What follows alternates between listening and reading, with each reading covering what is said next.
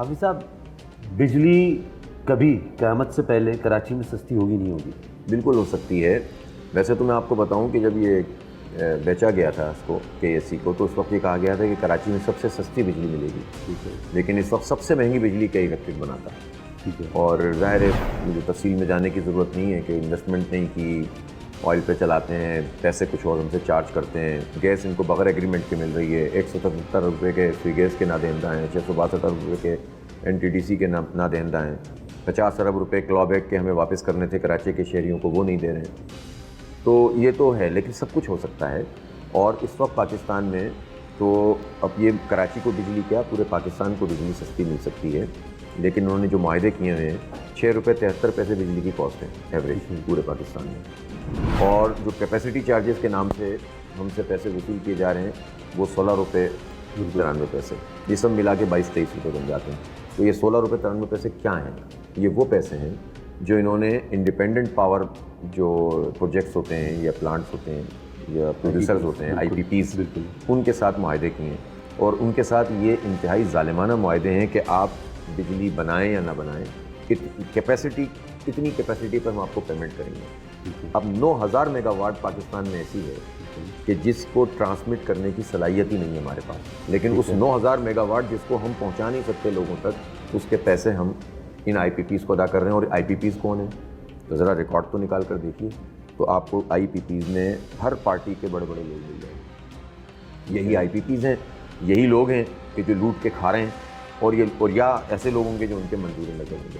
تو ان کے capacity charges عوام کیوں ادا کریں بھائی؟ ان سے معاہدہ ریوائز کرو نا. سر، کیا کوئی ایسا قانون نہیں بن سکتا جس کے تحت کوئی بھی سرکاری پوزیشن ہولڈر، MNA MP کوئی بھی، تو کسی بھی طرح بجلی کے کاروبار سے منسلک نہیں ہو سکتا؟ بالکل بن سکتا ہے. دیکھیں بہت ساری چیزیں طے ہو سکتی ہیں اور یہ ہونی چاہیے. ایک تو یہ کہ ڈوئل نیشنل نہیں ہو سکتا. ٹھیک ہے. کوئی بھی سرکاری عہدیدار اور اگلے 10 سال تک بھی نہیں ہونا چاہیے اس کو. اور کوئی بھی ایسے آفس کو ہولڈ کرنے والا کہ جو پاکستان کی آزادی اور خود مختاری اور پاکستان کی اسٹریٹجک پوزیشن پر بندہ موجود ہے، اس کا کوئی بچہ باہر ہونا نہیں چاہیے. ٹھیک ہے. اس کا اسٹیک باہر نہیں ہونا چاہیے، خاص طور پر ہمارے دشمن ملک میں نہیں ہونا چاہیے. پڑھنے کے لیے چلو ٹھیک ہے، 1-2 سال کے لیے کوئی جاتا ہے. لیکن جب آپ یہ دیکھتے ہیں کہ ہمارے بڑے بڑے لوگ، ان کا پاکستان میں کوئی اسٹیک ہی نہیں ہوتا، تو وہ پاکستان کے لیے کیا اچھا فیصلہ کریں گے؟ جتنا لوٹ سکتے ہیں لوٹ لیتے ہیں. فارغ ہو کر ریٹائر ہو کر انہیں کوئی اور اچھی ملازمت مل جائے، اور اگر وہ نہیں ملے تو باہر چلے جائیں. تو یہ 22,000 افسران ایسے سامنے آئے جن کی ڈوئل نیشنل تھی. 22,000؟ یہ سب ریکارڈ اخبار میں آ چکی ہیں.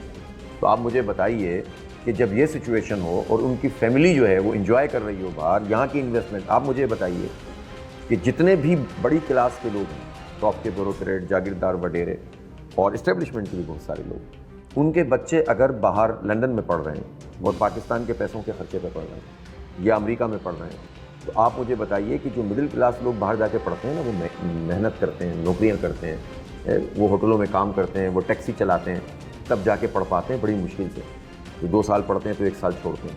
بالکل ہے نا، ایسے ہی ہوتا ہے نا. بالکل ایسے ہی ہوتا ہے. لیکن ان کے بچے تو کوئی محنت نہیں کرتے، ان کے بچوں کو پیسہ یہاں سے جاتا ہے، تو تنخواہ میں کوئی پڑھا سکتا ہے اپنے بچے کو؟ اچھا حافظ صاحب، آپ تو خود بھی NIT کے انجینئر رہ چکے ہیں، وہاں سے آپ گریڈ ہیں.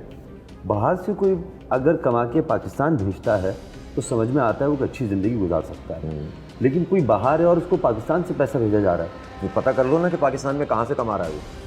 پہلا سوال تو یہی بنتا ہے نا کہ آپ اپنے بچے کو پاکستان کے پیسوں کے خرچ میں، آپ کو پتہ کر لو، 2 منٹ میں پتہ چل جائے گا کہ وہ بچہ جاب کرتا ہے کہ نہیں کرتا، اس کی فیس کون ادا کرتا ہے. اگر اس کی فیس پاکستان سے ادا ہو رہی ہے تو یہ پتہ کر لو کہ وہ آدمی جو جس بھی پوزیشن پہ بیٹھا ہوا ہے، اس پوزیشن پہ رہتے ہوئے وہ اپنی تنخواہ میں یہ کام کر سکتا ہے. اگر وہ نہیں کر سکتا تو وہ لوٹ رہا ہے، وہ کھا رہا ہے اور اپنا حساب کتاب بھی باہر بنا رہا ہے. تو ان لوگوں کا پاکستان سے تعلق کیا ہے؟ کس بات پر پاکستان کی بات کرتے ہیں؟ آپ کی رائے میں اوپر والی کرپشن روکنی ہے یا نیچے سے جو جنریٹ ہو رہی ہے؟ چینی کہاوت ہے کہ مچھلی منہ سے سڑتی ہے. جب تک اوپر کی آپ کرپشن کو قدغن نہیں لگائیں گے، نیچے بھی روکنا مشکل ہوگا. ویسے تو یہ کرپشن اب پورے معاشرے میں سرایت کر گئی ہے. اب اس میں غریب امیر اور متوسط طبقے کی تفریق مٹ گئی ہے اور یہ بہت بڑا موضوع ہے.